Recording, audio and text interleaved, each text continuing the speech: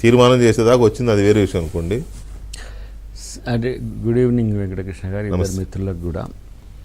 అంటే 2 నెలలలోనే జరిగిన సమావేశాలు, దానికి సంబంధించిన వివరాలు, కాంగ్రెస్ పార్టీ అసలు కృష్ణా రివర్ బోర్డునే ఏంది వాళ్ళకి ఇచ్చేసినట్టుగా అది ప్రచారం, ఇక రివర్ మేనేజ్మెంట్ మొత్తం అన్నించి ఇడదానిక.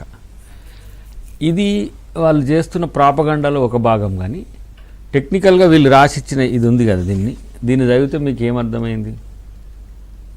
దీంట్లో బీజేపీ వాళ్ళే రాంగ్ నోట్స్ ఇచ్చిండ్రు అనేది. బీజేపీ మీన్స్ సెక్రటరీ, కేంద్ర ప్రభుత్వం. దీంట్లో శకుని మాదిరిగా మనోడు ఉండే ఎవరు సెక్రటరీ. వీళ్ళు కూడా వద్దని అన్నారు, మేము కూడా వద్దన్నాం. దాంట్లో మినిట్స్ ఇప్పుడు గవర్నమెంట్ కంటిన్యూస్ ప్రాసెస్ కాబట్టి గత ప్రభుత్వం చేసిన అగ్రిమెంట్ల విషయంలో తప్పుని వేలెత్తి చూపే అవకాశం ఉంది. కానీ అసలు మొత్తం కృష్ణా నదినే కేంద్ర ప్రభుత్వానికి రాసిస్తే మరి కృష్ణానది నీళ్ళని తీసుకుపోయి ఢిల్లీలో పెట్టుకుంటారా ఎట్లా నాకు అర్థం కాలేదు. అంటే ఇది ఇంకో కోణం నేను చెప్తున్నది. ఆ ప్రాజెక్ట్స్ కట్టింది కాంగ్రెస్ పార్టీ. మీరు అంటున్న శ్రీశైలం కానీ నాగార్జున సాగర్ కానీ దీంట్లో వాళ్ళు కోట్ చేసిండ్రు కదా, వీళ్ళు కట్టింది ఇక్కడ. ఆడ ఏ ప్రాజెక్ట్ కూడా బీఆర్ఎస్ కట్టిన ప్రాజెక్ట్ లేదు. ఇది కట్టి కేంద్ర ప్రభుత్వం కట్టి జాతికి అంకితం ఇచ్చింది. ఎప్పుడు కూడా అంటే ఆధునిక దేవాలయాలు ఏంటి అంటే అని నాగార్జున సాగర్, జవహర్లాల్ నెహ్రూ గారు చేసిన దీన్ని వీళ్ళు కృష్ణాదాన్ని దానికి ఇచ్చేస్తుండ్రు అని చెప్పేసి రేపు నల్గొండల ఒక మీటింగ్ పెట్టుకున్నారు. సరే, మీటింగ్ పెట్టుకోవడం కూడా మీరు అన్నట్టుగా వాళ్ళ హక్కే. మీటింగ్ పెట్టుకోవడం కూడా, మీటింగ్ పెట్టుకోవద్దని ఆయనకి ఏమున్నది. సరే, ఎట్లా పోతారు కేసీఆర్ గారు అంటే ఆయన చేతనైతే పోతాడు, మీటింగ్లోకి పోగలుగుతాడు, సభకు రాలేడు, సభలో ప్రశ్నించలేడు, అది ఆయన వీక్నెస్, అది పక్కన పెడదాం.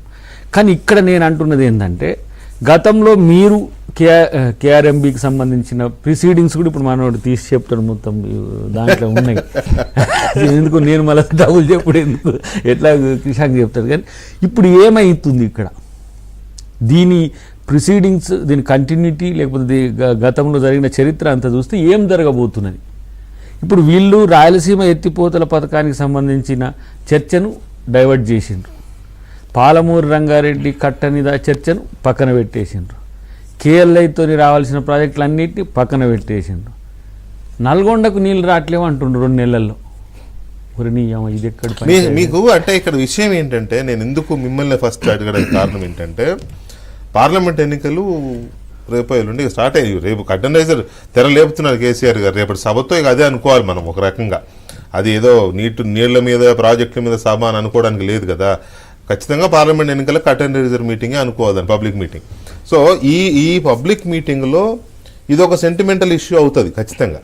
తెలంగాణకు ఎప్పుడు ఎన్నికలు వచ్చినా కూడా నీళ్ళో లేకపోతే ఇంకోటో ఏదో లేపుతారు. ఇప్పుడు ఆ రోజు పోలింగ్ ముందు రోజు సాగర్ మీద పోలీసులు రాలా, అట్లే ఇప్పుడు ఇది నేను ఇప్పుడు అంటే మీరు అన్న కోణాన్ని నా తరపు నుంచి విశ్లేషిస్తే, ఇప్పుడు జగన్ అక్కడ డిక్లైన్ అవుతున్నాడు, ఇటు బీఆర్ఎస్కు తగ్గిపోతున్నది, స్లోగా బీజేపీ వస్తుంది సీన్లోకి. ఎందుకో నాకు అది అర్థం కాదు. మరి అది రేపు ఏం జరగబోతుంది, వాళ్ళిద్దరి మధ్యన బీఆర్ఎస్ బీజేపీ మధ్యన పొత్తు ఉంటుందా ఉండదా తెలియదు. కానీ అక్కడ జగన్కు అండర్స్టాండింగ్ ఏమో చంద్రబాబు నాయుడు గారితో అవుతున్నట్టు బయటికి కనబడుతున్నది.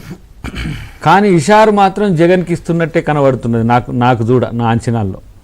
ఆ క్రమంలో మళ్ళీ ఒక్కసారి కృష్ణాను వాడుకునే ఒక ప్రయత్నం ఇలా ఇద్దరు చేస్తున్నట్టుగా నాకు కనబడుతున్నది. రెండవది, ఇలా వాళ్ళ ప్రయోజనాల కోసం సెంటిమెంట్ రగిల్చిన నాడు ఎవరికి, బీఆర్ఎస్ వైసీపీ వాళ్ళ రాజకీయ ప్రయోజనాల కొరకు సెంటిమెంట్లు రగిల్చిన నాడు ప్రజలు నమ్మలేదుగా.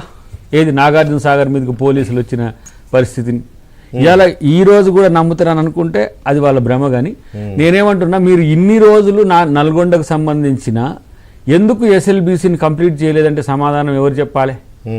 ఇలా ఆ రోజు 11 మంది ఎంతోమంది ఎమ్మెల్యేలు ఉండే, మంత్రి ఉండే జగదీష్ రెడ్డి గారు. మరి 8 కిలోమీటర్ల టన్నెల్ కనుక కంప్లీట్ చేసి ఉంటే ఇలా ఒక 30 నుంచి 35 టీఎంసీల నీళ్ళు ఇలా మనకు నల్గొండ జిల్లాకు వచ్చేది కదా. దాని గురించి ఎవరు చర్చ పెట్టట్లే. నేనేమంటున్నా, జగన్ కేసీఆర్ రిటర్న్ గిఫ్ట్ ఇచ్చిండా, కేసీఆర్కి రిటర్న్ గిఫ్ట్ ఇచ్చేందుకు జగన్ సహకరిస్తుండా, చేపల పులుసు అదేదో ఉన్నదిగా ముచ్చట, బేసిజాలు ఏంటి బేసిన్లు లేవన్న రొయ్యల పులుసు అని చేసినారు. సరే, ఏదో ఒక పులుసు దీంట్లో మాత్రం ఇప్పుడు తెచ్చిండ్రు కదా. నేనంటున్నా, ఇప్పుడు మేము చేస్తున్న ఎత్తుగడల్లో ఏది కేఆర్ఎంబికి సంబంధించి మీరు రండి అని మేము ఒక రెజల్యూషన్ సభాసాక్షిగానే పాస్ చేసిండ్రు కదా. ఏమని, దీన్ని మీరు కేఆర్ఎంబిని మీరు మేనేజ్ చేయొద్దు, మేము 2 రాష్ట్రాలు ఆపరేట్ చేసుకుంటాము అని చెప్పేసి మనం తెలంగాణ అసెంబ్లీ ఒక రెజల్యూషన్ తీసినప్పుడు ఏమవుతుంది వీళ్ళు ఇవ్వడానికి? అంటే మీకు అర్థం కావట్లే. ఇప్పుడు పాయింట్ ఏంటంటే, అర్థం కావట్లేదంటే మీకు మీ- తెలియదని కాదు, ఇక్కడ విషయం ఏంటంటే కరెక్ట్గా ఎన్నికల ముందు రైజ్ అయిన ఈ సమస్య తెలియక జరిగిందా, తెలిసి జరిగిందా, లేకపోతే ఎన్నికల ముందే సెంట్రల్ గవర్నమెంట్ వాళ్ళు ఈ 2 రాష్ట్రాలతో మీటింగ్ ఎందుకు పెట్టారు, ఇదంతా ఒక ఆస్పెక్ట్. సరిగ్గా ఎన్నికల ముందే ఈ ఇష్యూ రైజ్ అయింది అని అంటే తెలంగాణ ప్రభుత్వం, రేవంత్ రెడ్డి ప్రభుత్వం లేదా కాంగ్రెస్ ప్రభుత్వం కేంద్రానికి అప్పచెప్పేసింది, ఇక రేపటి నుంచి మన నీళ్లు మనకు రావు, ఏపీ ఇష్టారాజ్యంగా వాడుకుంటాం